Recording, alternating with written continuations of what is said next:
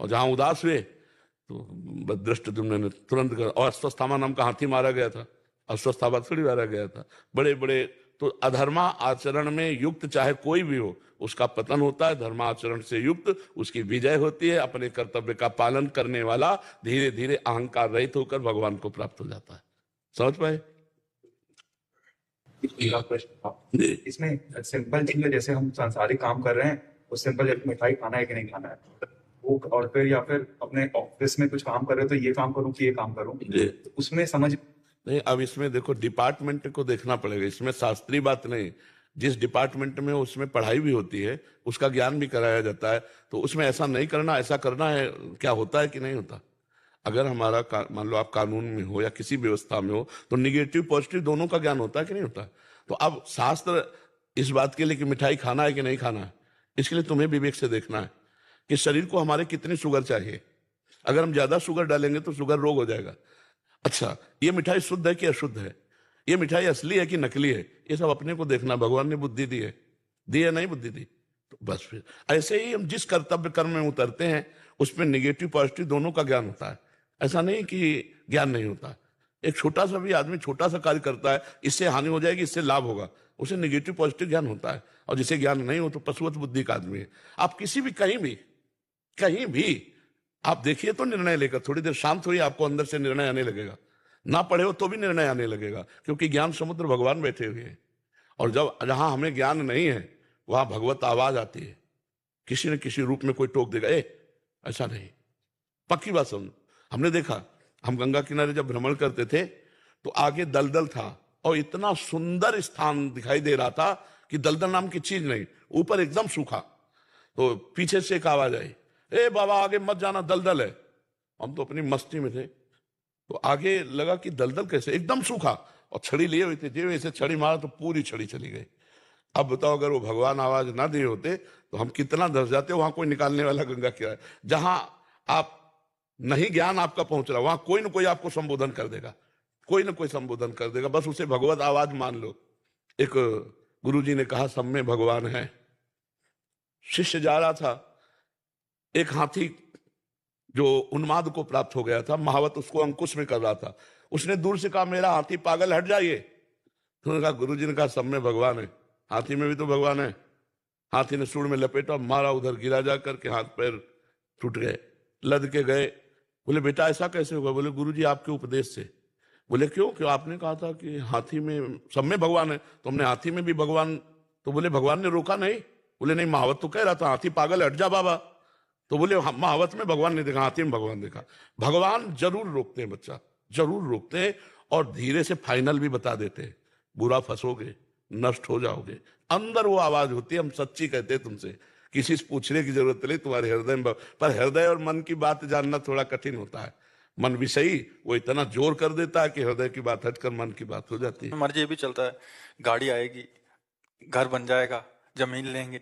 हाँ, कामना अधर्म की कमाई हाँ, का कामनाओं के कारण हम नहीं, वही तो कह रहे, काम माने कामना, काम जोर हो गया ना तो फिर हमारे हृदय की बात नहीं चलती, फिर मन की बात चलती है। और हृदय की बात सुन ले तो हमें लगता है सही उत्तर है, सही उत्तर आपको मिल जाएगा। तो किसी भी डिपार्टमेंट में हो, क्या आपको अपने डिपार्टमेंट का अगर ज्ञान है तो क्या निगेटिव पॉजिटिव दोनों ज्ञान नहीं है? आप विचार करके देखिए।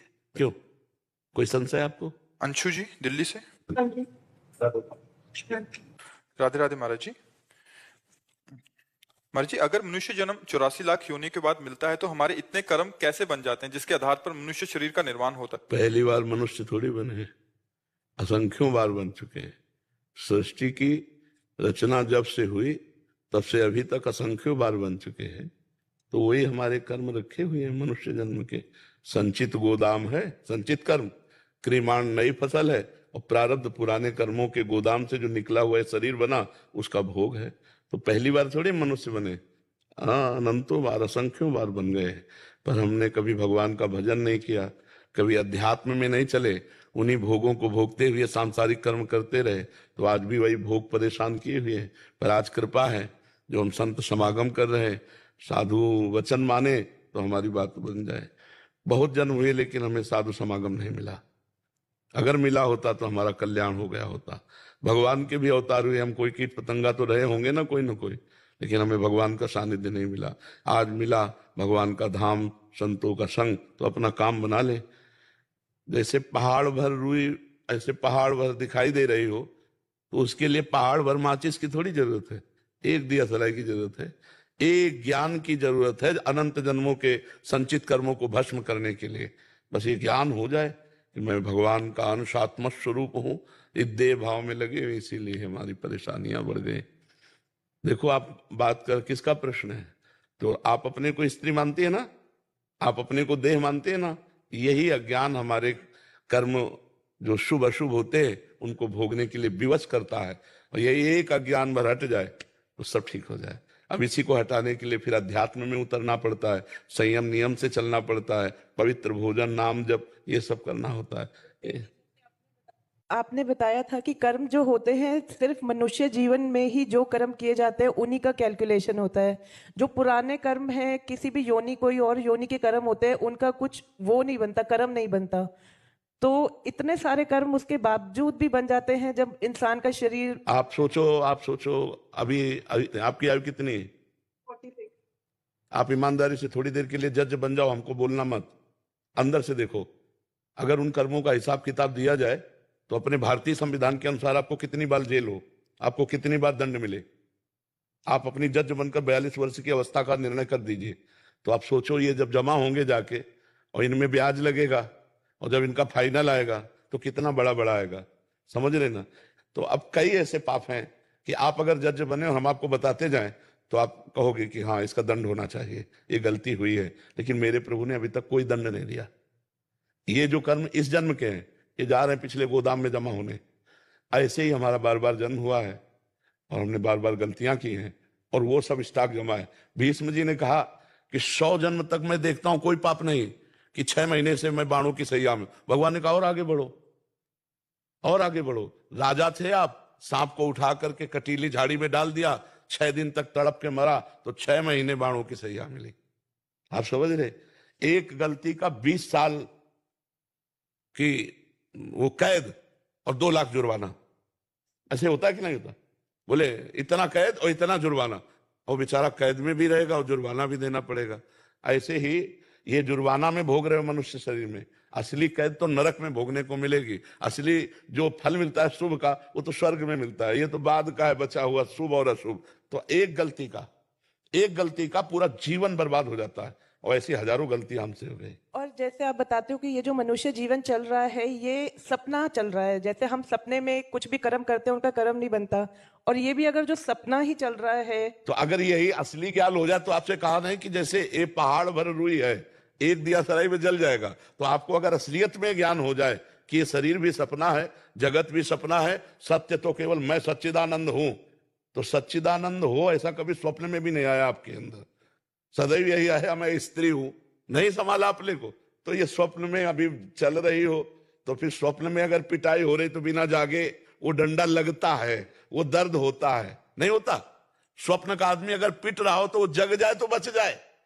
तो भैया ये लंबा स्वप्न है, इसमें फांसी भी होगी, गोली भी मारी जाएगी, लगेगी, पर जब जगोगे तो नहीं लगेगी, क्योंकि आत्मस्वरूप में नैनम छिन्नन्ति शस्त्राणि नैनम धाति पावका न चैनम क्लेदयन्त्यापो न शोष्यति मारुता। सच्चा ज्ञान जब तक नहीं उत्पन्न होगा तो इस स्वप्न में हमको पिटाई भी होगी और सुख भी मिलेगा। दोनों चीजें है, सुख और दुख का खेल चल रहा है, चल रहा है। अच्छा बताओ ना, पहले स्त्री थी और न बाद में स्त्री रहेंगी, ये बीच में मिला है। आप इसको कहां मान रहे हैं? आपको यही लग रहा है मैं यही हूं, नहीं मान रहे? गुरुदेव जी, आपने तो इतना सब कुछ अंदर चेंज कर दिया है कि अब वो रहता ही नहीं। अब तो एक थोड़ा हर जग इंसान जाओ। में- अभी चेंजिंग का मतलब जग गया जे ही जाने जग जाए हेराई, जागे जथा स्वपन भ्रम जाई। जिस परमात्मा तत्व के जान लेने के बाद ये संसार खो जाता है, एकमात्र परमात्मा दिखाई देता है। इन सब मंदिरों में परमात्मा बैठा हुआ है। जब ऐसा अनुभव होने लगेगा ना, तब पता चलेगा कि मोह निद्रा से अब हमारे नेत्र खुल रहे, और जहां जगे तो जो वो है वही तुम हो। खत्म खेल, खत्म, जीवन मुक्त हो गया। अब ये बात में तो खत्म हो गया, लेकिन अनुभूति होना, जब भूख लगती है प्राणों को, तब ये ध्यान नहीं रहता कि प्राणों का धर्म भूख है, मेरा नहीं। जब अलग अलग इंद्रियां अपना अपना वेग धारण करती हैं तो वही ज्ञानी है जो उस वेग को सहकर शांत होकर, नहीं मैं कोई स्त्री पुरुष नहीं, मैं सच्चिदानंद परमात्मा हूं, इसी में स्थित, तब वो आगे बढ़ पाता है। अब देखो कितना कठिन है। एक व्यसन, एक आदत, एक आकर्षण बलात् गिरा के आपसे वही क्रिया करवा देगी। आप देखो सब बैठे हो, एक चाहत नहीं रोक सकते। एक चाहत के लिए पूरी जेल भरी है, अपनी अपनी चाहतों की पूर्ति के लिए ये जेल भरा है, नर्क भरा है और रोग ग्रसित होता है। इनको मिटा दे वही महात्मा है। बहुत कठिन है पर सरल भी है। सरल उसके लिए है जिसे गाइड मिल गया। नहीं, भूल भुलैया में सब फंस जाए, लेकिन गाइड वाला वो नहीं फंसेगा, वो इशारा करेगा इधर चलो। तो गाइड कौन है? सदगुरु। उनकी आज्ञा पे चल दो तो माया मुक्त हो जाओ। और सदगुरु की आज्ञा पे चलना बहुत कठिन है। मन की आज्ञा पे चलना तो हो सकता है, सभी चल रहे, सदगुरु की आज्ञा पर मन मार के चला जाता है, ये बहुत कठिन बात है। हजारों को लाखों को चेला बनाया जा रहा है, लेकिन मन को चेला बना ले वही सच्चा गुरु। अपने मन को चेला बना ले वही सच्चा गुरु। तुमसे कोई पूछे कि आप बताओ संसार से कल्याण कैसे होगा, 1 मिनट में बता दोगे आप? नहीं बता दोगे। इतना तो सबको क्या है, राम नाम सत्य है, सत्य बोले मुक्त है, ये तो मुर्दा के साथ गाया जाता है, नहीं गाया जाता? तो राम नाम सत्य है और सत्य बोलो तो मुक्त है। परम सत्य भगवान का नाम है, जपो अभिमुक्त हो जाओगे। सबको पता है संसार झूठा है, सबको पता है मरना है, सबको पता है कुछ साथ नहीं जाना, पर देखो ना सब इसी में हाय हाय लगे। तो ज्ञान तो सबको, पर ज्ञान का प्रयोग नहीं है, वो प्रयोग होगा भजन से। जपो राधा राधा राधा राधा राधा, अभी मंगल होना शुरू हो जाएगा। जितना नाम जप करोगे उतना ही मंगल होगा, उतना ही शुद्ध ज्ञान, पवित्र बुद्धि, उतना ही विपत्तियों का नाश, हरि स्मृति सर्व विपद विमोक्षणम, महामंगल हो जाएगा। ज्ञान तो सबको है, प्रयोग कर ले। प्रयोग करना बड़ा कठिन है, नहीं वो आदमी पाप करूँ। बात और कहते हो कि जो भजदानंदी घर में होते हैं उनकी 21 पीढ़ियां तर जाती हैं, और 21 पीढ़ी तर जाती है, तो इसका मतलब अगर जो हम पहली पीढ़ी है कोई भजदानंदी की, तो हमारे को थोड़ा कम मेहनत करनी पड़ेगी या मेहनत काफी करनी? तो आप 21 को बैठाल के थोड़ी चल रही। ये तो हमारे भगवान की तरफ से, जैसे हमारे भारत सरकार का कोई बड़ा अधिकारी होता है ना, तो उसका परिवार भी रेल में फ्री चल सकता है। वो ऐसे ऐसे नहीं सुविधाएं देती सरकार, तो ऐसे हमारे भगवान ने सुविधा दी है कि यदि एक, क्योंकि बहुत कठिन है ना, अगर एक भगवत प्राप्त हो जाए, भजनानंदी का मतलब भगवत प्राप्त, तो उसकी 21 पीढ़ियां जो जहां भी हैं उनको कल्याण के मार्ग में डाल दिया जाता है। यदि उनको अवसर मिलेगा तो जन्म होगा और भगवत भक्त बनाए जाएंगे भगवान की, मतलब 21 पीढ़ी का कल्याण हो जाएगा। पर पहले अपना तो कल्याण हो पहले अपना कल्याण हो, तब 21 पीढ़ी का कल्याण। इनके किसी ने किया हो ऐसा तो थोड़ा उसकी हेल्प मिलेगी हमें। अगर किया होता तो ये मुक्त होते, पक्का समझो। हाँ, ये मुक्त होते। तो अभी मतलब किया नहीं? हाँ नहीं, 7 पीढ़ी आगे की और 14 पीछे की। देव जी, अभी जो मेरे दादाजी थे तो उनके होते में तो मैं काफी बड़ी हो गई, तो पहली पीढ़ी नहीं, भगवत प्राप्त हो जाएं दादाजी, हो जाऊं, वो तो भगवत प्राप्त है, वो तो पक्का ही है। उनको तो कभी पूरी रात कभी सोते हुए देखा ही नहीं। वो देखो, मेहनत करना और अरबपति बनना दोनों में अंतर होता है। मेहनत तो कोई कोई बहुत करता है, पर सीधे सब्जी भी नहीं मिलती और चटनी रोटी खा के गुजारता है, और कोई कोई कम मेहनत करता है और अरबपति हो जाता है। नहीं, अगर सिद्ध भगवत प्राप्त महापुरुष का सानिध्य मिल गया और आंतरिक भजन पद्धति पता चल गई और देहाभिमान गलित होकर जीते जी मुक्त हो गया, वो है भगवत प्राप्त। भगवत प्राप्त मरने के बाद थोड़ी होता है, भगवत प्राप्त तो जीते जी होता है, भगवान में स्थित हो गया। अब ये स्थिति केवल भगवान जानते हैं, इसको बाहर से प्रदर्शित नहीं किया जा सकता, प्रमाणित नहीं किया जा सकता। तो अगर भगवान की कृपा से किसी के कुल में ऐसा भक्त पैदा हो जाए जो भगवत प्राप्त हो, तो 21 पीढ़ियां तर जाती हैं पक्का।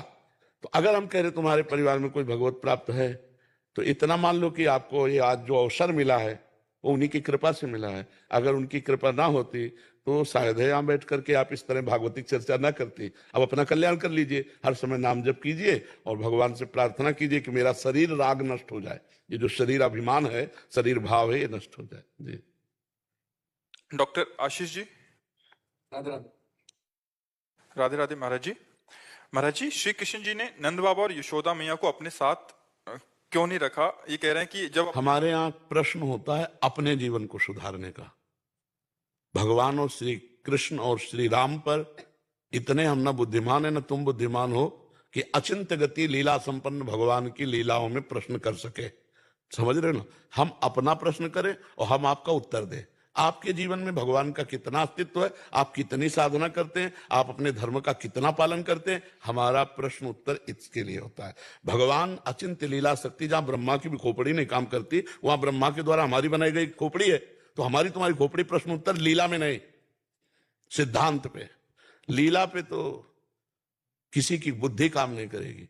ब्रह्मा जी ने देखा कि भगवान के सखा अहिर बालक गोप सखा पहले छांक स्वयं पीते हैं और मीठी लगी, कन्हैया के मुंह में ऐसे मुंह से डाल है, और वो हंस में विराजमान अगासुर का उद्धार देखकर वही खड़े थे कि ये ब्रह्म है, ये परमात्मा है कि अहिर बालक अपने मुख से जूठा उसके मुख में डाल रहे हैं।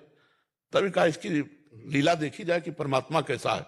तो सब बछड़े गायब कर दिए, जब बछड़े ढूंढने गए तो सब सखा गायब कर दिए, तो सरकार सब बछड़े सब सखा स्वयं बन गए।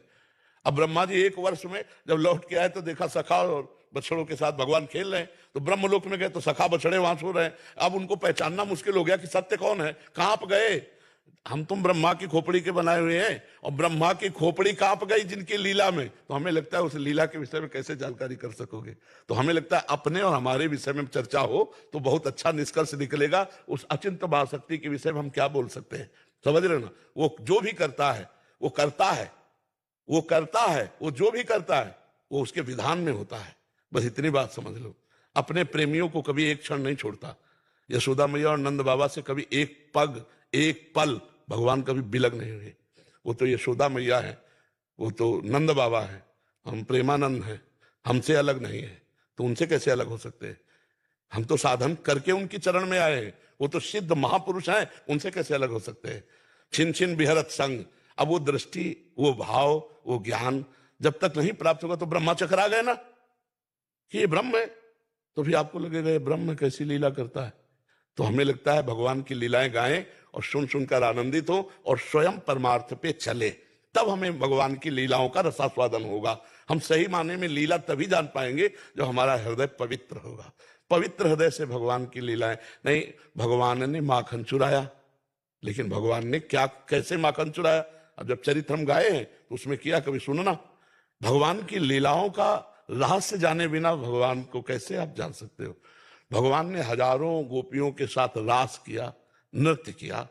अब वो गोपियां कौन है, श्रुति की ऋचाएं, वेद की ऋचाएं, वो दंडकारण्य के तपस्वी मुनि जिन्होंने ब्रह्माकार वृत्ति को प्राप्त है, वो भगवान के भाव में। जैसे हम लोगों का भाव है सहचरी भाव, तो देखने में हम पुरुष हैं लेकिन भाव में हम प्रियाजू की सहचरी है। अभी तुम कैसे देख पाओगे, तुम्हें दिखाई देगा एक प्रेमानंद नामधारी पांच भौतिक शरीर में बैठा हुआ, लेकिन पांच भौतिक पुरुष शरीर है और हम इसी समय वर्तमान में इस समय प्रियाजू की नित्य किशोरियां देख पा रहे हो, तुम नहीं देख। तो ऐसे हम भगवान की जब एक उनके दास की महिमा को नहीं जान सकते हो तो भगवान की महिमा कैसे जान सकते हो। इस शरीर की किडनी फेल है, डॉक्टर हो, अगर तुम्हारे आगे डॉक्टर लगा, चाहे जिस पदवी से बुद्धिमान तो हो ही, जिसका डायलिसिस रोज होता हो, अतरे दिन होता हो, उसकी सामर्थ्य दिनचर्या कर ले। महाराज आप खुद ही स्वरूप राधा रानी का, आपसे केवल ये चर्चा है। तो जिस महिमाशाली भगवान का आश्रय लेकर हम गरज रहे हैं, उन भगवान के चरित्रों को हमें लगता है गाया जाए प्रेम से और सुना जाए तो जीवन पवित्र हो जाएगा। महाराज जी आपके अलावा मेरा और कोई नहीं है महाराज जी, मैं आपके शरण में हूँ और श्री राधा नाम का आश्रय लिया हूँ। बिल्कुल बिल्कुल बिल्कुल। तो अमंगल नहीं हो सकता, मेरा जीवन बदल दिया महाराज। अमंगल नहीं हो सकता। भगवान बड़े कृपालु हैं, आपको मस्त के सहारे एक कदम भी चलता तो मात्र आपके सहारे, आपकी कृपा कारण चल रहा हूं।